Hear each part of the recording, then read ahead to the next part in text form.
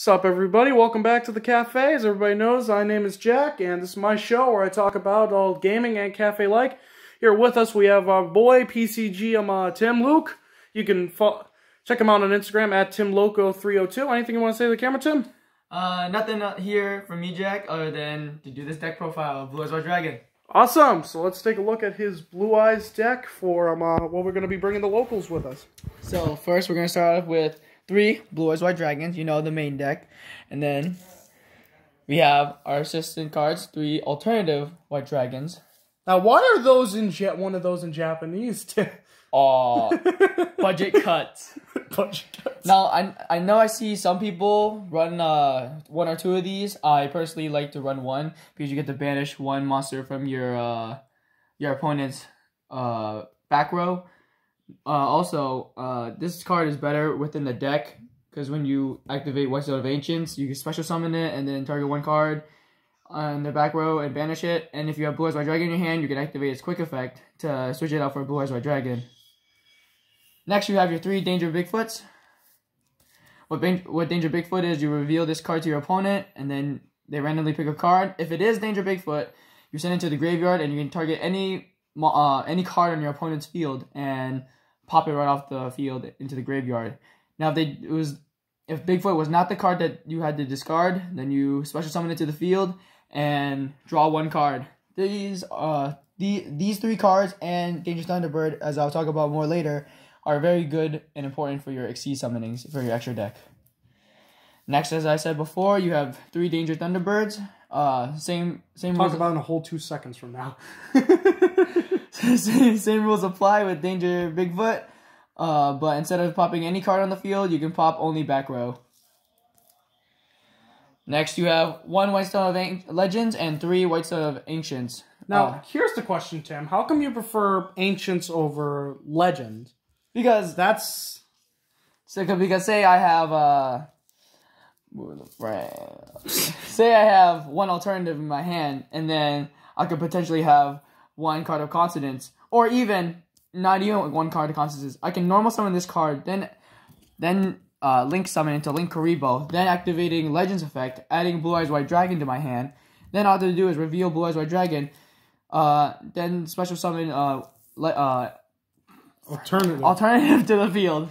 Very sorry about that. Forget your English? Yes. And then if I have 3 White Stone of Ancients, then even if I can't even use its first effect, which is get a Blue Eyes White Dragon to the field, I can always use the second effect because we are trying to send Blue Eyes White Dragon or Blue Eyes Alternative to the graveyard and banish this card from the graveyard and add 1 of those cards back to my hand. Yeah, everybody always forgets about that secondary effect on Ancients, which is such a good effect too. I don't know why we ignore that. Yeah, because they're garbage.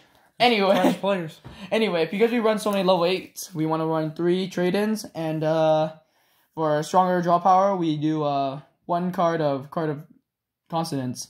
Cards of Consonance. And next we have 1 Dragon Shrine and 1 Foolish Burial. Dragon Shrine, you can send 1. If the first card you send to the graveyard is a normal monster, you can send another card to the graveyard. So my normal combo would be Blue Eyes White Dragon and then Ancients. And then banish Ancients to get back Dragon. That's only if I don't have another Blue Eyes White Dragon in my good point. Deck. Next we have our Dragon Rebirths. You know, gotta bring Blue Eyes White Dragon back to the field. Or alternative, or even if you're facing someone stronger, you can always activate Monster Reborn, getting their monster from their graveyard back to your side of the field. Now, can we take a second to talk about how good of a card Return of the Dragon Lords is? Like, I think this card is insane in any Dragon deck. Yeah, because then you can bring back any level 7 or 8 monsters. You know, you have 6 in this deck, and then if they are ever going to be destroyed, then you can banish this card from the graveyard and protect it and keep it on the field. Yeah, I know you definitely do that to stop me from, definitely with some of my combos of destroying your cards. I know you've played that in the past. Yeah. Next, because we always want to shorten our deck, we have 2, the Melody of Awakening Dragons. Now, some people run 3 because there are 3 total, I'm sorry, some people run 3 of these. Because you can search a total of 6 different dragons. Yeah.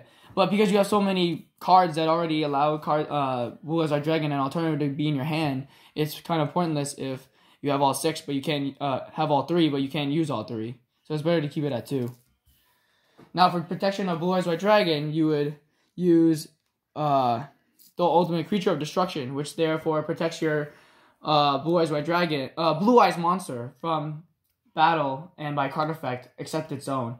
And if you normal summon or special summon a Blue Eyes White Dragon, that's a hard quote.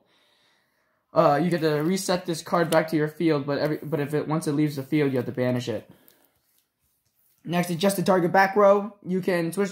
I got Heavy Storm Duster, which is target 2 spot trap cards on your opponent's field and destroy it. If you're not like one of those anti-trap players, I think that's an incredible card. Yeah, but the only drawback is you can't conduct battle phase. But if you activate this on your opponent's turn, there is no drawback. So you can also run, instead of running this card, you can run Twin Twister, which is discard 1 card and target 2 cards your opponent controls and destroy it. I'd argue it depends on your playstyle.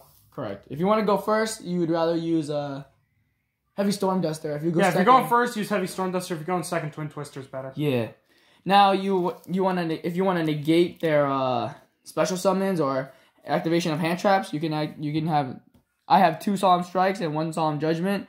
I'm probably gonna maybe add 1 more Solemn Strike, maybe 1 more Solemn Judgment, but you don't want to have too much, or else you'll be reliant on going first. Personally, in my opinion, how I usually go about with the Solemns is I either like to have 2 of each, or I like to have 3 of one and 1 of the other. Sometimes I go with them 3. Sometimes, like for a little while, I was experimenting with 3 strikes and 2 judgments, and I was also experimenting with 3 judgments and 2 strikes. Mm-hmm. Now, some cards I forgot to mention before is that I run 2 Sage Eyes of Blue. Some people run 3, but I don't want to draw into this card. I want to more have this in my hand. I know in Team APS, if you have 3, you want it in your opening hand. 2 if you want to draw, and 1 if you want to have late game. But if I have 3 of these, because all my effect monsters are very important to me, especially Danger Bigfoot, Danger Bigfoot, Danger Thunderbird, and Blue Eyes White Dragon and Alternative. I don't want to pop them off just so that I can activate Sage's effect to especially summon 1 Blue Eyes White Dragon to the field. But if I have Whitestone of Legends or Whitestone of Ancients, I can activate his first effect. His second effect by popping both of them off the field. I can special summon 1 Blue Eyes White Dragon from my deck. And then end phase, you can summon out another one. Yeah, I can summon. So you kind of get 2 cards for the price of 1. Yeah, but Sage's first effect is that if you normal summon it, then you can add 1 light tuner to your hand. And if you have a card of consonants, you can actually have Whitestone Legends. I'd argue that'd be good at 3 if you run the. I'd argue that'd be good at 3 if you run the the field spell there for Blue Eyes.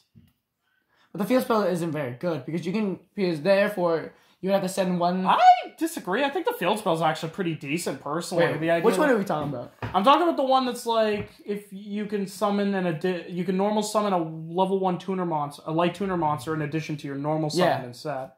Yeah, and the one that you can send a normal monster from your deck to the grave, so that you target a card and it gains that much attack for each level. I'd argue that's good because especially in the modern era of Yu-Gi-Oh, that monsters in the graveyard are kind of like a second hand these days. Mm-hmm. And then for the last 3 cards of your 40 card deck, I run 3 Ash Blossoms, which then negates adding card from deck to hand, negates from deck to graveyard. And special summon from the deck. Gotcha. So if those of you who've seen my main deck, you know for a fact that he's very annoying. No, Jack's very annoying. Especially if he's playing Machinas. For your links, I would have Relinquish and Link Karibo. Link Karibo because once your opponent's attacking and they start attacking you, you can tribute this card to the graveyard and then all their monsters on the field become 0. Basically giving you another turn to Exceed Summon. See, you're different than me because I rarely ever use this effect. If I ever use Link Karibo, it's usually for get into an easy Link summon, since a lot of my level 1s are non-effects. Anyway, my second link would be Relinquish because if they have a build board and they have a strong monster within, actually I can display it for you. 5. Well, actually, any link monster that points to like a different zone of like, obviously there's the implying this is a board. Like, obviously there's these main 2, but like, let's say you get something like, so you get something like Saryuja right here that points here, here, and here. Then obviously you can put it in the middle zone and gain control of a monster in the middle zone, or go right here, or even right here if you really wanted to. But the point is that, yeah, you could easily. And you target one monster your opponent controls, and then you take whatever this card points to, and then this card becomes an equipped card. And this monster gains whatever this monster you took control of's attack and defense. Here's a question about him. I'm trying to figure out is this monsters. So it'd be okay. So it's not considered. So it says equip that monster. It doesn't say it becomes an equipped spell. So it's considered a spell. So what I'm wondering is if you could use the monster that's equipped as a link material. Very interesting, Jeff. I actually want to look that up now. I'm actually curious about that. Alrighty. So next we have our level 8 Exceed summons. So what you want to do is when you have 2 level 8 monsters, regardless, it could be any level 8s for these guys, you can then first Exceed summon into Galaxy Eye Cypher Dragon. And then you can activate his effect if you want, or if you want to have more Exceed material, you can go into Galaxy Eye's Full Arm Dragon, which is better to have on the field if your opponent runs a lot of equipped cards. And then Galaxy Eye Cypher Dragon. This card you can detach one card, target any monster, any card on the field and destroy it. This card, if they have equipped cards, then you can add it to your. You can add it as material, and then I believe it gains attack. Hold on, give me a second. Yeah, but equip spells aren't really a common thing in Yu-Gi-Oh! These days. Like, obviously there are some equip spells, but for the most part, usually when people run equips, it's similar to the way that, like, Relinquished is. That, like, it's just monsters that they've stolen, that they've eaten. So, basically, this is the triple threat right here. You mainly want to have Cypher to go into Full Arm, to then go into Cypher Blade Dragon. Personally, you can get, in my opinion, you can get away with just Cypher Blade and Cypher Dragon. Yeah. Like, you can get away with just those 2, but definitely Full Arm Dragon is a good thing to have. Yep. And then, for your next Exceed summon, you would have number 90, Galaxy Ice Photon Lord. For this, you can, if your opponent activates a monster effect, you can quick effect, detach 1, and negate its effect. That's annoying. Yeah. And then number 38, Hope Harbinger. Another quick effect, if your opponent activates a spell or an effect, you can negate it and add it to this card as material. And then its second effect is you can detach 1, and any monster that your opponent attacks. Say you have 1 White Sword of the Ancients because you forgot to link summon. Shut up, Jay. You can detach 1 while your opponent is attacking White Sword of the Ancients. Then its attack will be redirected to Hope Harbinger, making them lose life points if their attack is lower than yours. So it's kind of like Evil Hero Malicious Fiend. That is correct, if I knew what that did. Next you have Neo Galaxy Eyes Photon Dragon. If you have 3 level 8s, then you can Exceed summon into this bad boy right here. Now, if you're versing against a deck heavily on Exceed monsters, you can detach this card. Then you can force your opponent to detach all the material that they have from their Exceed monsters, and then this card gains 500 attack for each monster detached from their side of the field. So it's good if your opponent's heavy on, like, Exceed summoning. Yeah, and not only that it gains 500 attack, it can attack that many times your opponent detach something. So very, very good, very good. Very gay, very gay. Censor. Anyway, next you have a Zorai Silver Dragon, mostly to give your dragon cards protection and bringing back Blue Eyes White Dragon from the graveyard. Then you have Blue Eye Spirit Dragon, blocks your opponent from special summoning 2 monsters at a time, and negates from the effects from the graveyard.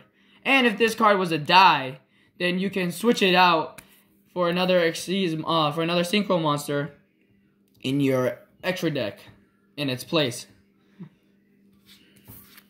Then you have Cloud Castle to bring this back, to bring back any level 9 monsters, but then your level 8s and lower cannot attack. So assuming you know what Cloud Castle does, and all these synchro monsters, you know that I'm going to run the true king of all calamities, quick effect.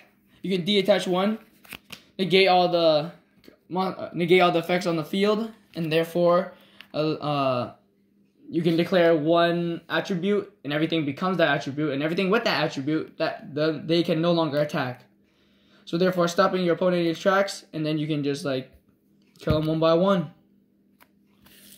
The last Xyz monster that I'm currently working on replacing or even keeping is number 107, Galaxy Eyes Tachyon Dragon. Don't worry, I'll take it off your hands if you're giving it away.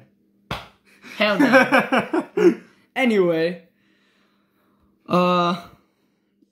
this card really effects only really works during the battle phase, which I'm very kind of concerned about, only because only quick effects and trap cards and quick play spells can only activate during the battle phase, which is a little hard for me. But anytime your opponent activates any effects during the battle phase, this card gains 1,000 attack. And you can deattach, and during the battle phase, you can deattach one material from this card, and all face-up monsters currently on the field effects are negated, which is very good in some cases. Now for the fusion monsters, Jack lied to me.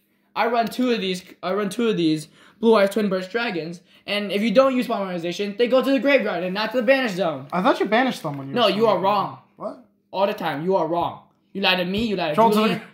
Oh, you're right. Sent to the graveyard. You lied to me. You lied to Julian. You lied to Garrett. You is not Jack's cafe. It's now my cafe. I take over now. Hey, ladies and gentlemen, this man's a fraud.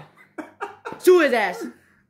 Anyway, that is my. Oh wait, hold on. I'm sorry. Let's get into the sideboard.